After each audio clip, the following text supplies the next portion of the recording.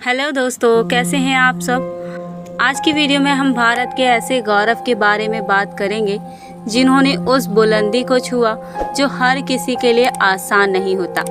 Nobel prize winner जो सबसे बड़ा सम्मान है उसे पाने वाले एकमात्र पहले भारतीय थे रविंद्रनाथ टैगोर जी। तो चलिए जानते हैं उनके सम्मान के सफ़र के बारे में।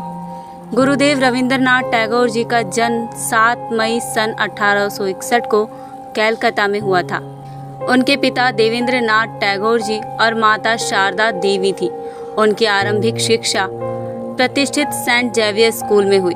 टैगोर जी की माता का निधन उनके बचपन में ही हो गया था और उनके पिता व्यापक रूप से यात्रा करने वाले व्यक्ति थे, लिहाजा उनका लालन पालन नौकरों द्वारा ही किया गया था।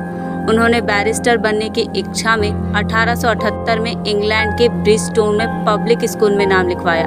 फिर लंदन विश्वविद्यालय में कानून का अध्ययन किया, लेकिन 1880 में बिना डिग्री प्राप्त किए ही वह दोबारा भारत लौट आए। सन 1883 में मृणालिनी देवी के साथ उनका विवाह हुआ। उनके 5 बच्चे थे। रविंद्रनाथ टैगोर जी का नाम रविंद्रनाथ ठाकुर भी था। वह कवि, नॉवेलिस्ट, ड्रामाटिस्ट, पेंटर और फिलोसोफर थे। रविंद्रनाथ टैगोर जी एशिया के प्रथम व्यक्ति थे जिन्हें नोबेल पुरस्कार से सम्मानित किया गया था। वे अपने माता पिता की 13वीं संतान थे। बचपन में उन्हें प्यार से रवि बुलाया जाता था। 8 वर्ष की उम्र में उन्होंने पहली कविता लिखी थी। 16 साल की उम्र में उन्होंने कहानियाँ और नाटक लिखना शुरू कर दिया था। अपने जीवन में उन्होंने 1000 कविताएं, 8 नॉवेल्स और विभिन्न विषयों पर अन्य लेख लिखे। इतना ही नहीं, रविंद्रनाथ टैगोर संगीत प्रेमी भी थे और उन्होंने अपने जीवन में 2000 से ज़्यादा गीतों की रचना की।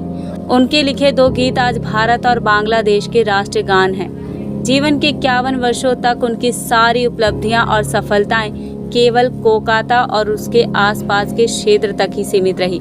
51 वर्ष की उम्र में वे अपने बेटे के साथ इंग्लैंड जा रहे थे। समुद्री मार्ग से भारत से इंग्लैंड जाते समय उन्होंने अपने कविता संग्रह गीतांजलि का इंग्लिश में ट्रांसलेट करना शुरू किया। गीतांजलि का ट्रांसलेट करने के पीछे उनका कोई उद्देश्य नहीं था। केवल समय काटने के लिए कुछ करने की गरज से उन्होंने गीतांजलि का ट्रांसलेट करना शुरू किया। उन्होंने एक नोटबुक में अपने हाथ से गीतांजलि का इंग्लिश ट्रांसलेट किया था। लंदन में जहाज से उतरते समय उनका पुत्र उस सूटकेस को ही भूल गया जिसमें वह नोटबुक रखी थी। इस ऐतिहासिक कृति की नियति में किसी बंद सूटकेस में लुप्त हो जाना लिखा नहीं था। वह सूटकेस जिस व्यक्ति को मिला उसने खुद ही उस सूटकेस को रविंद्रनाथ टैगोर जी को अगले दिन तक पहुंचा दिया।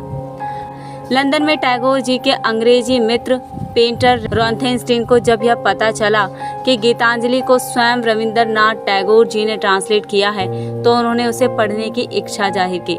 गीतांजलि पढ़ने के बाद रॉथेनस्टीन उस पर मुग्ध हो गए। उन्होंने अपने मित्र W.B. येट्स को गीतांजलि के बारे में बताया और वही नोटबुक उन्हें भी पढ़ने के लिए दी। इसके बाद जो हुआ वह इतिहास है। येट्स ने खुद गीतांजलि के अंग्रेजी ओरिजिनल वर्जन का इंट्रोडक्शन लिखा। सितंबर सन 1912 में गीतांजलि के अंग्रेजी ट्रांसलेट की कुछ सीमित प्रतियां इंडिया सोसाइटी के सहयोग से पब्लिश की गई। लंदन के साहित्य गलियारों में इस किताब को खूब एप्रिशिएट किया गया। जल्द ही गीतांजलि के मेलोडी वर्ड्स ने पूरे विश्व को सम्मोहित कर लिया। पहली बार भारतीय मनीषा की झलक पश्चिमी जगत ने देखी।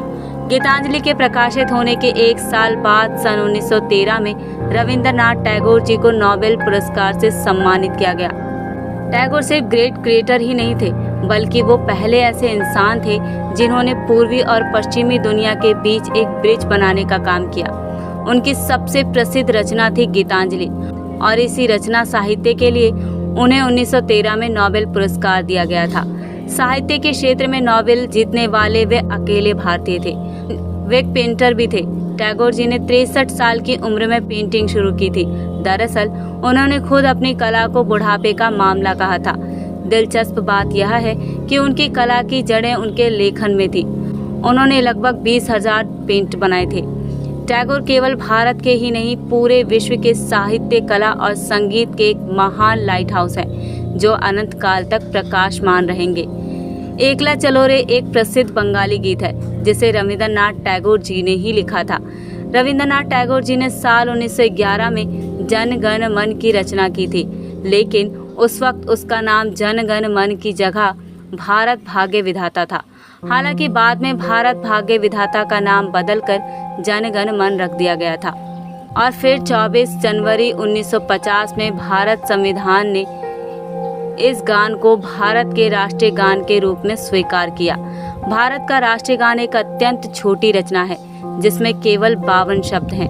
आखिरकार अगस्त 1941 को गुरुदेव रविंद्रनाथ टैगोर जी ने कलकत्ता में अंतिम सांस ली थी।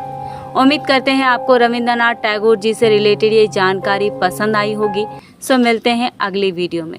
Thank you.